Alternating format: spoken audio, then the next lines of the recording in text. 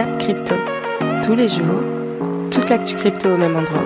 Et pour me soutenir, abonne-toi et active la cloche pour ne pas manquer le prochain Zap Crypto.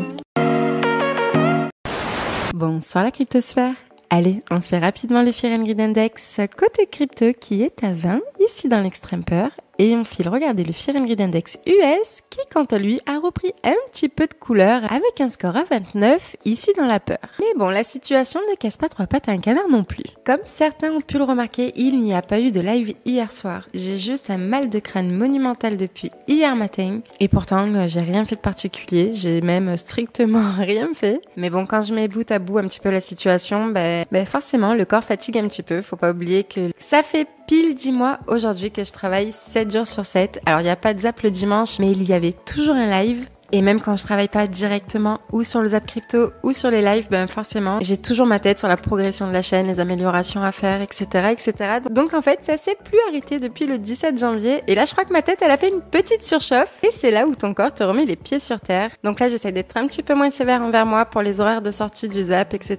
Je prends un peu plus le temps. Du coup, ce qu'on va faire, c'est qu'on va décaler le live d'hier. Hier encore, je me disais que j'allais rattraper le live ce soir. Mais franchement, j'ai encore la tête en surchauffe. Donc ce qu'on fait, c'est qu'on se rattrape tout ça dimanche prochain. Je suis vraiment désolée, j'espère que vous m'en tiendrez pas rigueur. Et dans tous les cas, les zaps, eux, ne vont pas s'arrêter. On peut se reposer, mais faut pas déconner non plus, hein. Alors voilà, encore sincèrement désolée pour ceux qui attendaient ce tirage. Et un grand merci à tous nos nouveaux zappeurs et zappeuses qui ont débarqué en nombre ce week-end. Bienvenue à vous, installez-vous. Je vous souhaite une excellente vidéo ainsi qu'une excellente semaine. C'était Zap Crypto.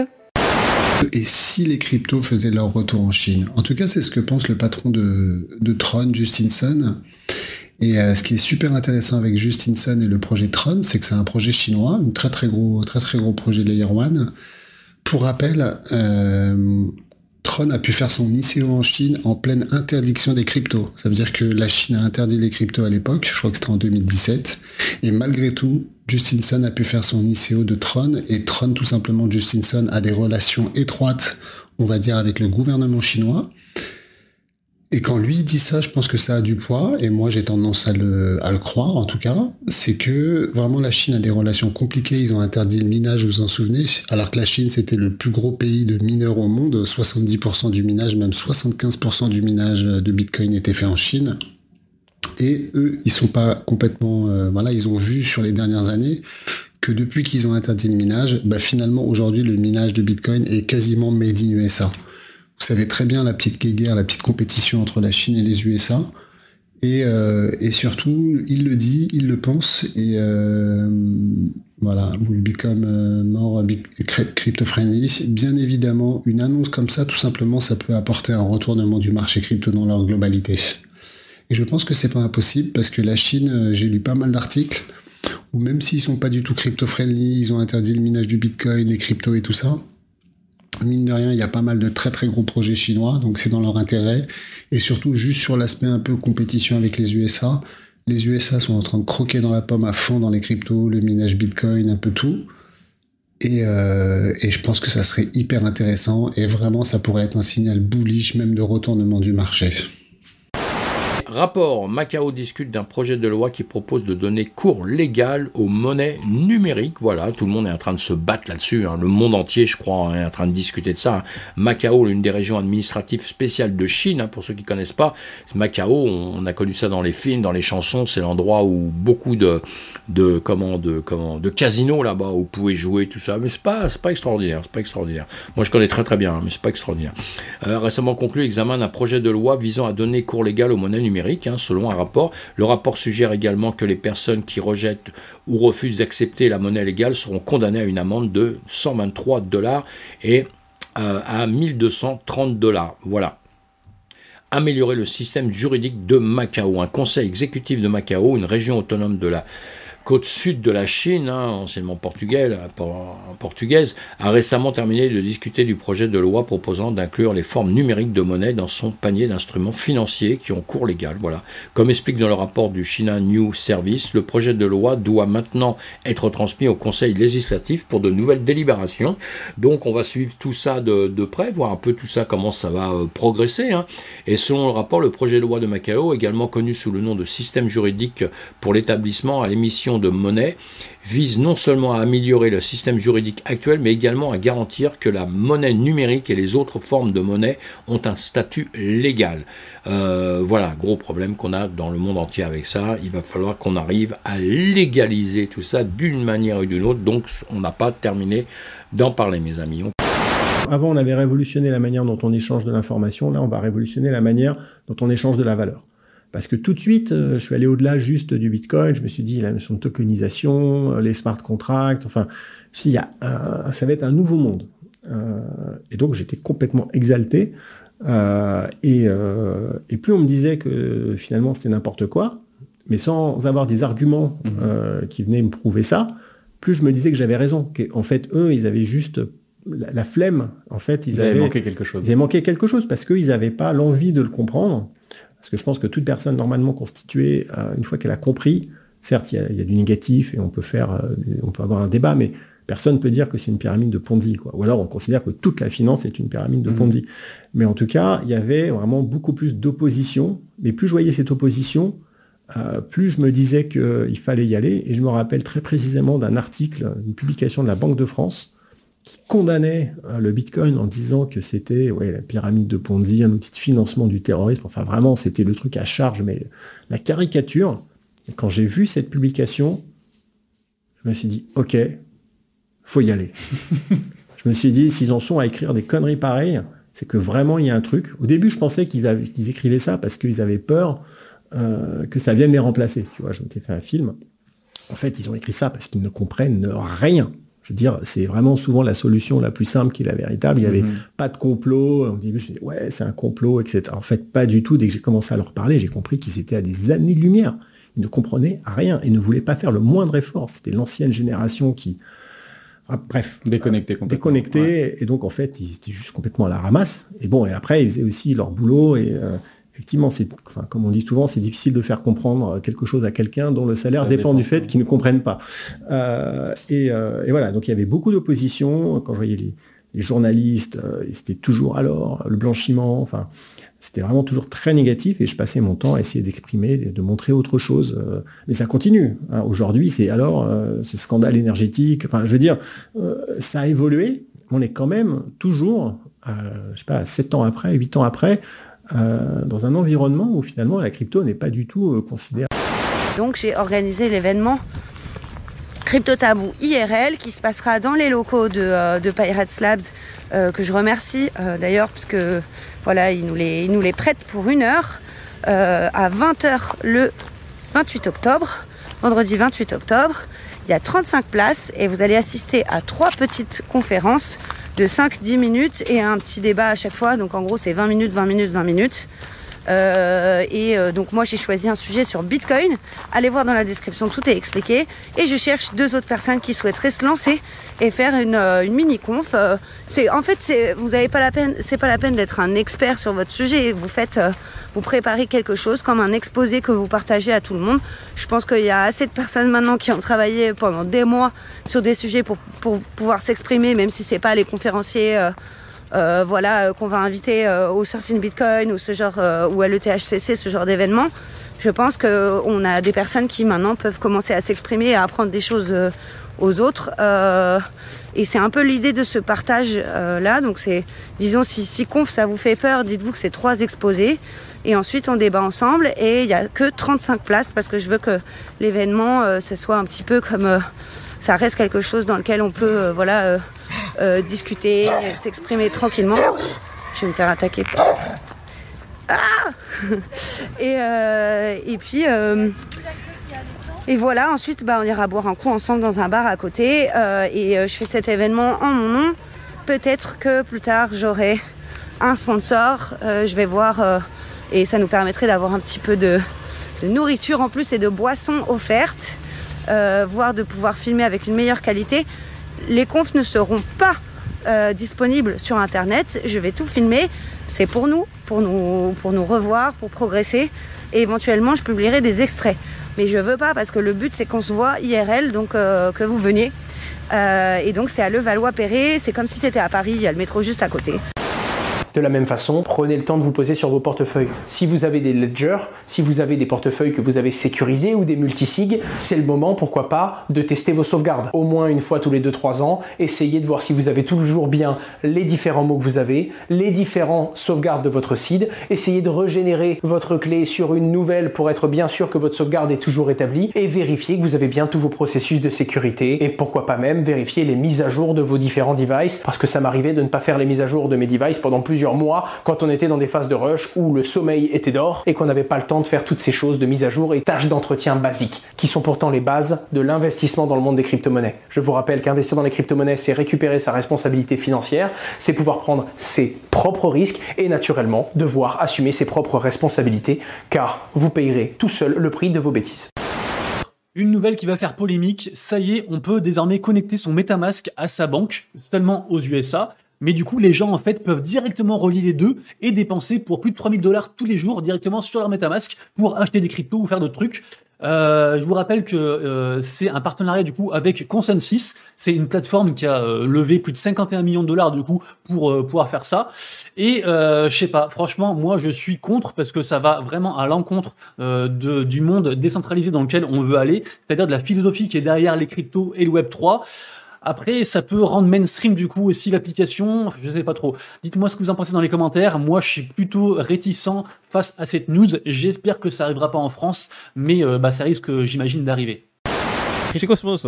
Ah les gars, vous avez vu cette transition, une news qui magnifique, est vraiment alarmante pour tous les possesseurs de Cosmos, Atom, qui sont surtout en stacking sur des portefeuilles X ou Y. Ça va pas plaire à tout le monde. J'ai l'impression que c'est l'attaque qui a eu lieu sur la Binance Smart Chain qui a un petit peu levé le lièvre sur le problème qu'aurait, qui serait lié, si tu veux, à Cosmos. Donc, on a vu il y a pas longtemps donc la Binance Smart Chain s'est fait hacker et qu'ils ont dû faire un fork, donc c'était pas rien.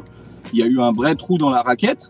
Et là, en gros, de ce qu'on apprend par l'article, c'est que effectivement, le système d'interopérabilité, la faille serait peut-être liée à l'IBC de Cosmos. Et derrière, tu as certains validateurs qui ont levé l'alerte en disant qu'effectivement, il y avait une faille et qui travaillaient dessus, si tu veux. Ouais, mais c'est ça qui est bien, c'est qu'en fait, en gros, tu as CZ qui a rassuré tout le monde, en mode c'est bon les gars, vous inquiétez pas, on gère.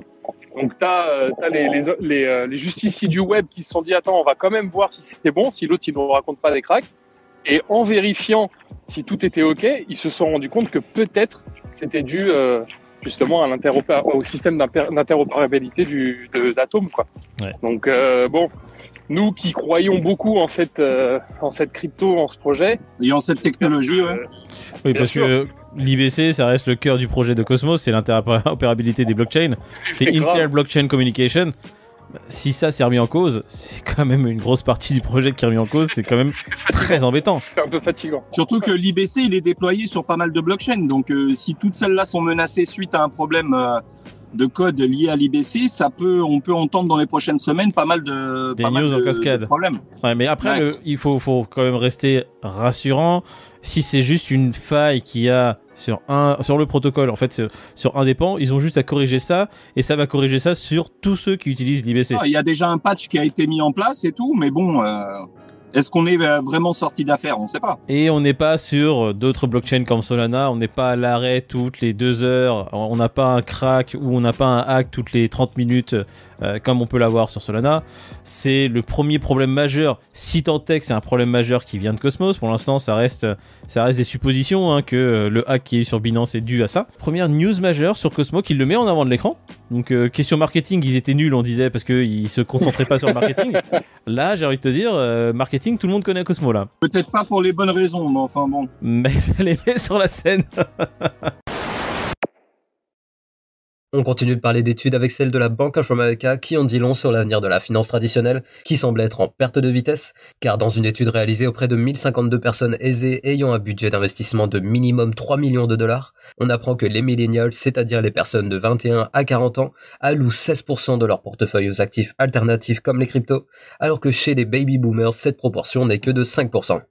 Et cerise sur le gâteau, ces millennials seraient 75% à penser qu'un portefeuille d'actions ne permet plus d'assurer un rendement intéressant, au contraire des actifs alternatifs tels que les cryptos, qui seraient aujourd'hui plus intéressantes pour générer des rendements. À savoir que d'ici 2045, c'est environ 84 milliards de dollars qui devraient progressivement transiter des baby boomers vers les générations des millennials et X. Bref, ça en dit long sur le futur de la finance qui devrait progressivement se tourner vers des actifs numériques qui viendront concurrencer peu à peu les actifs traditionnels.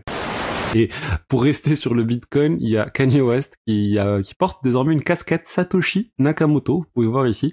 Et les gens parlent de ça aussi parce qu'il a fait une déclaration comme quoi sa banque JP Morgan Chase l'avait banni ou l'avait supprimé son compte parce qu'il avait fait des déclarations qui étaient je sais même plus honnêtement les déclarations qu'il avait fait, mais il avait dit j'avais 140 millions de dollars chez JP Morgan et ils ont fermé mon compte.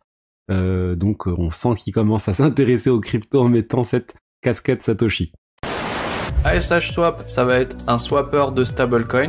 Le but de ce projet, ça va être de résoudre un problème, c'est que dans la finance décentralisée, quand on veut faire des grosses transactions de stablecoin, on a un mini slippage et en fait ce protocole il va être là pour apporter de la liquidité en stablecoin pour justement éviter ce genre de problème. Donc il y aura d'autres choses, mais la principale utilité de ce projet c'est de faire ça. Et en fait ça va aussi avec la vision d'Elrond qui est d'apporter énormément d'utilisateurs sur sa blockchain, le milliard d'utilisateurs sur sa blockchain, et ce genre de protocole, ça sera très utile quand on aura énormément de personnes. Ça s'appelle DeFi Pulse. Ah, voilà. Ok, donc c'est ça. Et en fait, c'est un site qui référence toute la DeFi. Donc là, vous voyez le nombre d'argent qui est bloqué en DeFi. Vous voyez qui a le plus gros protocole DeFi. Donc là, c'est MakerDAO. Après, il y a Curve, il y a Aave aussi. Et vous pouvez vraiment tout voir sur ce site. C'est génial. Toutes les listes de toutes les DApps, donc toutes les applications décentralisées. Il y a vraiment pas mal de trucs en vrai. Donc c'est hyper intéressant. Si vous vous intéressez à la DeFi, moi, je vous conseille trop de regarder tout ça. Alors ça, c'est intéressant encore parce que Dubaï, vous le savez, en ce moment, il y a 3 grosses plateformes au niveau des bitcoins et des cryptos, surtout du bitcoin. Il y a les États-Unis, numéro 1. Et après, en numéro 2, il y a Singapour, mais il y a aussi Dubaï. Et c'est intéressant, ils sont en train de mettre en place... Alors, on n'appelle pas ça un ETF, c'est un ETP là-bas. Et c'est coté à la bourse de Dubaï. C'est hyper intéressant, ça va accélérer encore l'adoption. C'est des très très bonnes nouvelles pour moi. La Bank of New York Mellon, la plus ancienne banque des États-Unis, annonce la mise à disposition d'un service de garde de crypto pour ses clients dès cette semaine. Elle devient donc la première grande banque américaine à proposer à la fois un service de garde dédié aux crypto-monnaies et à la fois un support pour les investissements traditionnels. L'entreprise est présente dans 36 pays à travers 6 continents et emploie pas moins de 50 000 personnes. Et les chiffres nous apprennent que fin 2021 est détenue pour plus de 2400 milliards de dollars d'actifs sous gestion. Dernière question du coup, qu'est-ce que tu demanderais à Satoshi Nakamoto si tu le rencontrais? Si je le rencontrais, je dirais passer l'ébahissement et dire waouh, Satoshi Nakamoto. En fait, ou le groupe, ouais. Voilà, bref, en fait, tu levais le mystère, quoi. Ouais, je serais triste. C'est intéressant ça. Parce que en fait, un magicien doit jamais révéler ses tours. C'est-à-dire, quand tu vois un tour de magie, t'es là, tu dis c'est incroyable, c'est extraordinaire, t'as des étoiles dans les yeux. Et puis si tu vois finalement comment il a fait, en 2 secondes, tu te dis quoi? Mais c'est nul en fait. Et là, je dirais que la grande force de Bitcoin, c'est qu'on ne sait pas qui est Satoshi Nakamoto. Ce côté mystique. Ouais. Voilà, un côté mystique, mais surtout, on peut pas dire, ah ouais, c'est tel groupe ou telle personne qui est d'extrême gauche, d'extrême droite, qui a fait ceci, qui a fait cela, enfin, qui est gentil, qui est méchant, et donc on peut rien, hein. En fait, Bitcoin, c'est une technologie, il n'y a pas de coloration, en fait, qui vient de la part de son fondateur. Et si on savait qui était Satoshi Nakamoto, forcément, Enfin, si je le sais, d'autres le sauront. Et donc viendra en fait la fin du mystère et je pense forcément, je veux dire un certain biais quoi. Un certain biais et puis c'est les tomates pourries qui vont commencer à arriver parce que on verrait tous ces biais et donc je pense que ce serait mauvais. Je pense que ce serait pas une bonne nouvelle qu'on sache qui est Satoshi Nakamoto. Et évidemment, je serais je dirais, je serais en ébahissement en disant waouh, incroyable. Mais voilà, repart. Voilà, exactement. Et la question, la question que je lui poserais, je dirais mais comment vous avez fait, et c'est encore pire s'ils sont plusieurs, pour ne pas toucher au trésor de guerre, quoi. A priori, on pense que Satoshi Nakamoto a 1 million de bitcoins qui n'ont jamais bougé. À un moment, même surtout si c'est un groupe, ils se sont fait le serment de ne pas y toucher, etc. Enfin, soit ils n'ont pas accès, dans ce cas, mais s'ils ont accès, qu'ils peuvent prouver qu'ils sont Satoshi Nakamoto, parce qu'ils sont capables de signer quand même des clés, parce qu'à un moment, sinon, on peut le dire, mais on peut pas le prouver. C'est-à-dire qu'ils sont capables de bouger les bitcoins, ils n'ont pas utilisé. Donc, quelle est la force mentale qui fait qu'ils ne l'ont pas fait? Et ça, ce serait vraiment une question intéressante. Et c'est pour cette raison qu'effectivement, je pense que soit Satoshi Nakamoto n'est plus de ce monde, soit ils ont les clés. Il n'a juste pas accès aux clés. Juste pas accès aux clés, et puis voilà, quoi. Le chiffre que toute la communauté financière attendait est tombé. Ce chiffre, encore une fois, n'est pas bon. Ce chiffre montre que l'action des banques centrales n'a qu'un impact négatif sur l'économie, mais pas sur la hausse des prix. Ce chiffre, tu l'as compris, c'est l'inflation aux États-Unis. Et pourtant, les marchés financiers montent. Est-ce que le marché se trompe? Faisons le point de la situation avec un focus fondamental sur la différence entre savoir où devrait aller le marché et agir en fonction de ce que fait le marché. Commençons tout d'abord avec ce coup de tonnerre.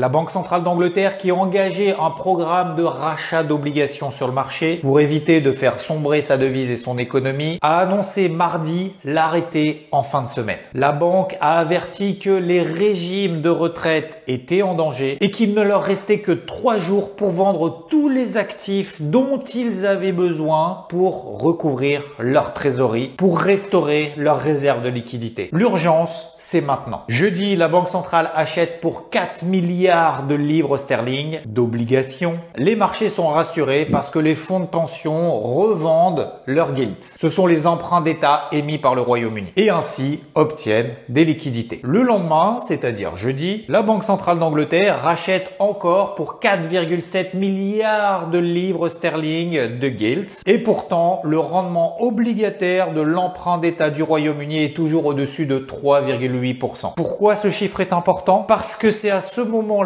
que lorsqu'il y a eu la présentation du budget, tu t'en souviens, a fait trembler les marchés. Et c'est à ce moment-là que la Banque centrale d'Angleterre a dû intervenir pour éviter l'effondrement du système. Alors, ce matin, tout le monde avait les yeux également tournés vers le Royaume-Uni. Pourquoi? Parce que Liz Truss a sacrifié son ministre de l'économie, qu'elle avait chargé d'orchestrer une grande réforme fiscale un petit peu à la Trump, mais qui a effrayé les marchés. Du coup, elle le limoge et elle nomme à sa place Jeremy Hunt. Alors, vous ne connaissez peut-être pas le personnage, mais je vais vous faire un pitch très rapide.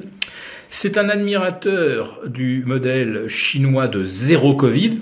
Alors, son épouse est chinoise, n'y voyait évidemment aucun lien. Et il a même fait des déclarations comme quoi il souhaitait qu'on retire les enfants des couples qui souhaitaient ne pas les faire vacciner. C'est un dingue. Je suis désolé, mais je ne sais pas comment on peut qualifier un tel personnage.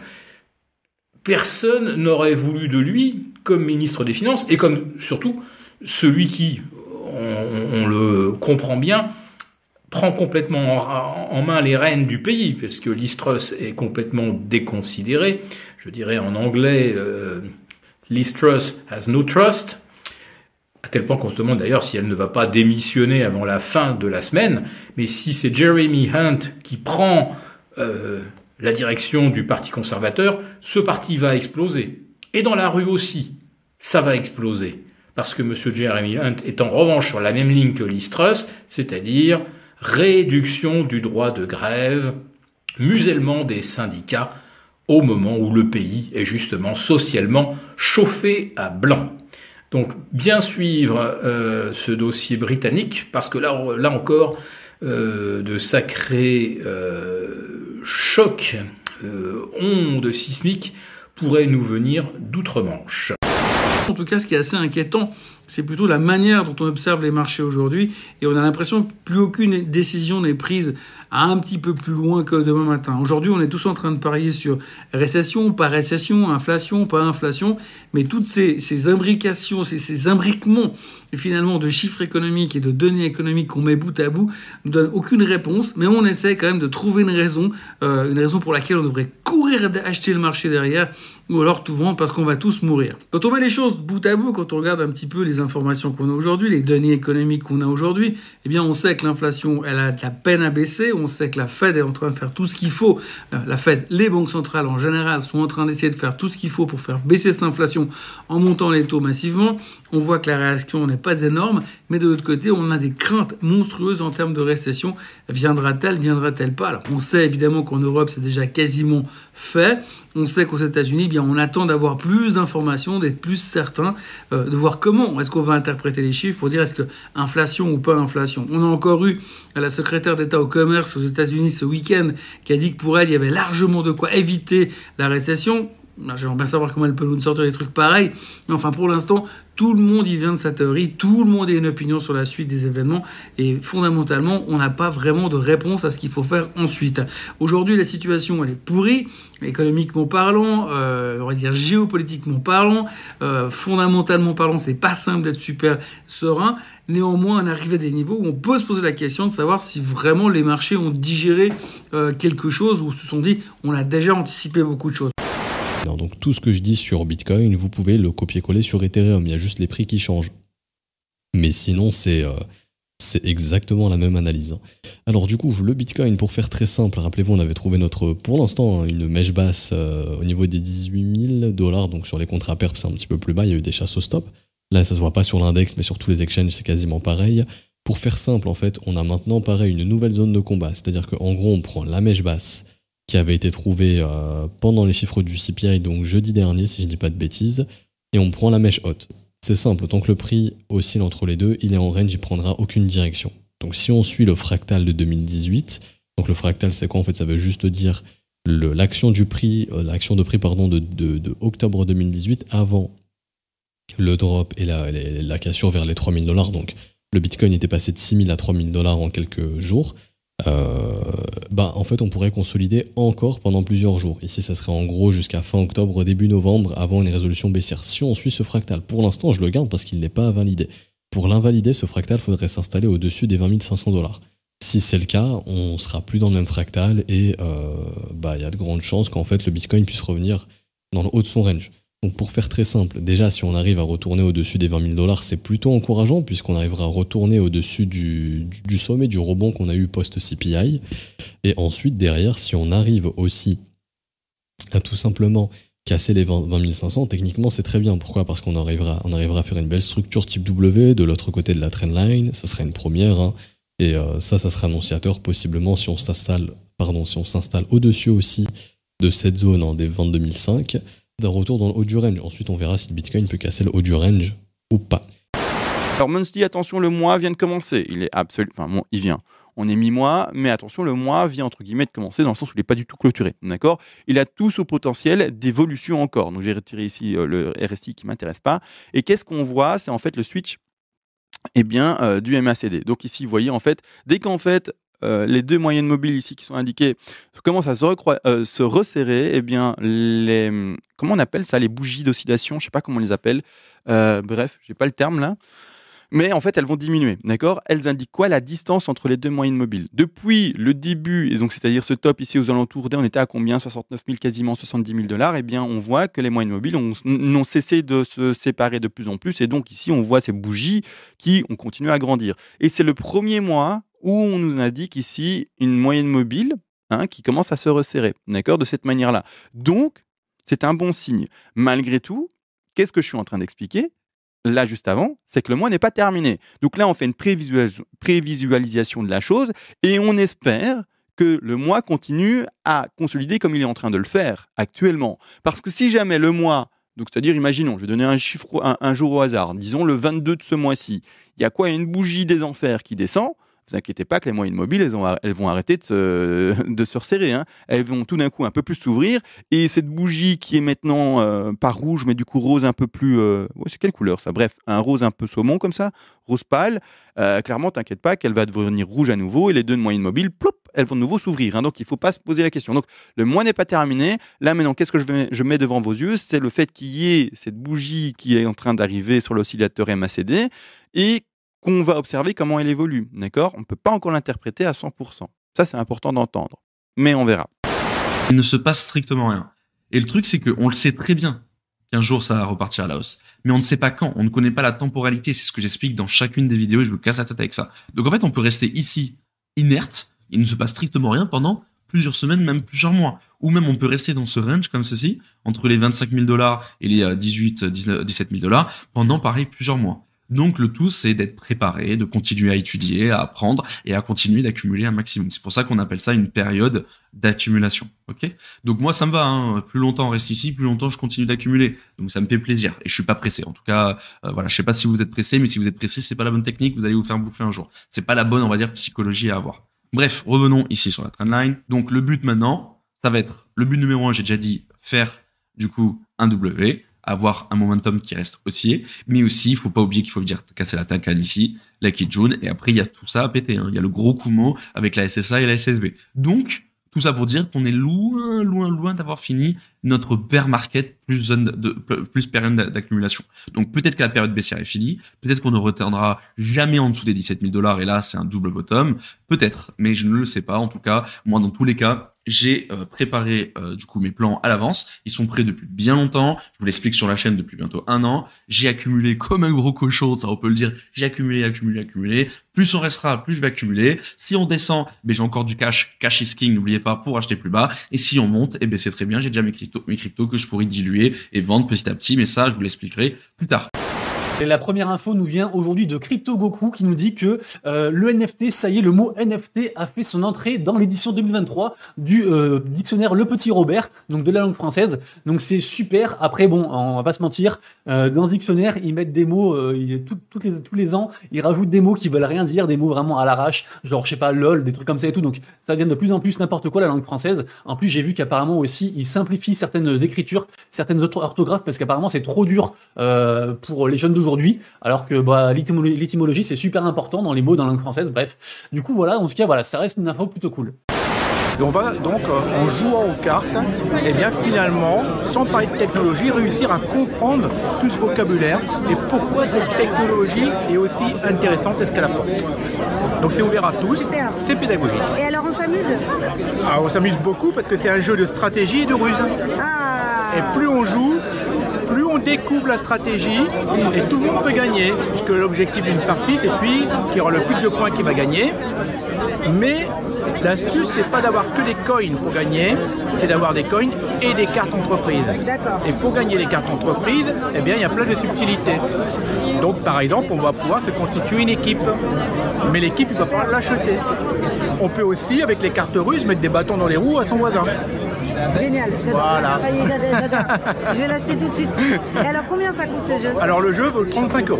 Et est-ce qu'il est recommandé aussi, par exemple, en entreprise? Est-ce que ça peut faire l'occasion ça peut être un jeu qu'on peut utiliser en séminaire?